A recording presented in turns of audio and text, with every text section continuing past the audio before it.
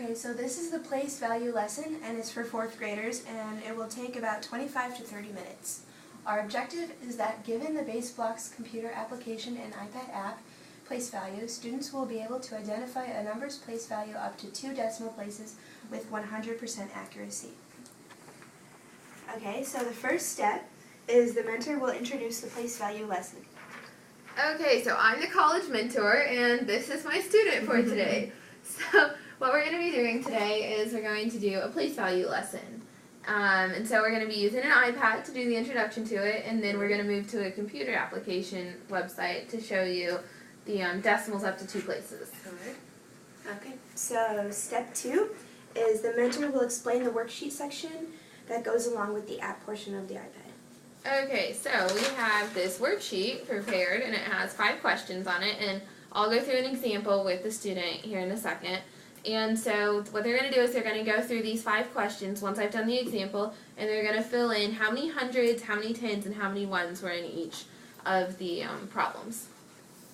Okay. Step 3 is the mentor is going to explain to the student how the app works by showing an example on the top of the worksheet. Okay, so you'll need an iPad for the application. You can buy it for $1.99 off of iTunes. And so the application symbol looks a little bit like this. It looks like a place value chart. And you're going to click on it and open it just like any app. And you're going to turn it. And here's what it is. And so our example is 254. And so the idea behind it is that the student should know from 3rd grade, because it was a 3rd grade Common Core standard, that if you click on the hundreds twice, you have 2 hundreds. Then you're going to click on the tens 5 times. And that's going to give you 50. And then you're going to click on the ones 4 times. And that's going to give you 254. So you have 2 hundreds, 5 tens, and 4 ones. And if the students, if you're unsure of this, they can move the markers all the way over, and it will show them the differences. And so it breaks it down and shows the student that this is actually 254 ones, and then if they still have questions about it, they can show how this breaks back down into, or you can build it back up into the other spots. So once I get 10 of these over here, I'll be able to show the student that that's 100, and it'll light up when I can move it, and so now I've got a complete 100. So that'll demonstrate to the student how many hundreds, tens, and ones there are. Okay, so this is step 4. After the tutor shows the example, they're going to complete the worksheet, and they're going to want to complete it accurately and then move on to the computer website portion of the worksheet. Okay, so what I would do is I would go through the example like we just did, and then the student's going to go through these 5 questions. And if they have questions, I'm here to guide her, but for the most part, she should be able to do this on her own. The only tricky part might be with the application. They don't have a built-in thing to clear it, so to do it, you have to click out of it, then you have to double-click your home button, and then you have to completely close out of the program to do the next step, usually. But yeah, that's how it resets it. Okay, so step 5 is you're going to go on the computer, and you're going to open the link that's written on the procedure. Okay, so you're going to open up that link, and the name of it is called Base Blocks.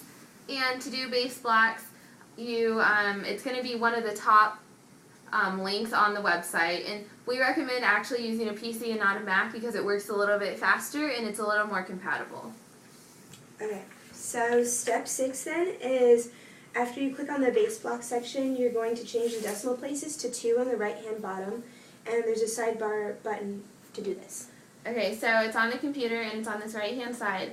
So it's right here, it's where you're going to do it, and it's already set on 2, but just in case, so you can use this up button or this down button to choose how many decimal places you would like to use. Okay, so step 7 is you're going to make sure the base is set at 10, and then you're going to go through 2 examples with the student that are on the computer website portion on the worksheet.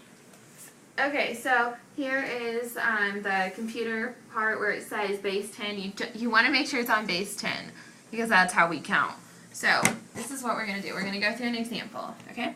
So here's our examples. You're going to use 0.91 and 1.57 to go through with the students. So on the worksheet it says how many ones, how many tens, and how many hundreds.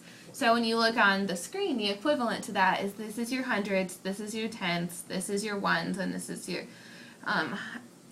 your tens.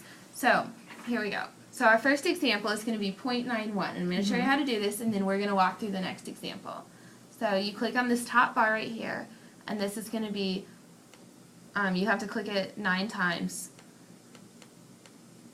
And then you can see on the side that this corresponds to the number that you have clicked. So it's 9 times that you've clicked it. So then you move over to the next place, which is your hundredths, and you click on it 1 time. And you can see that this number over here, the 0.91, also matches the 0.91 that's written right here. So you go through the worksheet with your student and you say, how many ones? And they're going to look at this column and say, oh, well, it doesn't have any ones. Then they're going to look and you're going to say, how many tenths? Well, in case they don't, more than likely they're not going to know to look at the 0.91 and know that that's 9 tenths. So you can have them count and go 1, 2, 3, 4, and all the way to 9 to know that there's 9 tenths there. So they're going to write the number 9 down. And then you're going to ask them, how many hundredths are there? And they're going to write it down on the paper, and then they're going to see that this says 1 right here, just in case they don't get the idea yet that the 1 over here is representative of 1/100th. So then you go and you clear it, and then now we're going to do 1.57. Okay. So she's going to try and do it, and I'm going to be here to guide her. So she clicked on the ones place. Now she's doing the tenths. And then now she's doing the hundredths. So does your number that's written on the screen match the number that's written here? Yes. Okay, so how many ones would that be? 1. And how do you know that? Because this column just displays one of them. Okay, and then how many tenths do you have? 5. Okay, how do you know that? There are 5 columns or 10 rows in that one. And then how many hundredths do you have? 7. 7, and how do you know that? If you count them all up, there's 7 individual blocks. Good job. So you're going to continue to go through the worksheet with them. Mostly you want to try and have them do it alone, but if they need help, you're here to guide them because this is mainly an introductory to decimal places. Okay, so then step 8 is going to be, you're going to ask the student if they have any questions before giving them the assessment, and then you can give them about 5 minutes to do the assessment. Okay, so I would ask my student, I'd ask her if she had any questions, and she might have questions because, again, it's an introductory to decimals. And so you're going to give them this assessment, and it's 5 questions, and it's a combination of what they've just done on the website along with the app, because it does go to the hundreds spot, and it does include the decimals. Okay, that's it.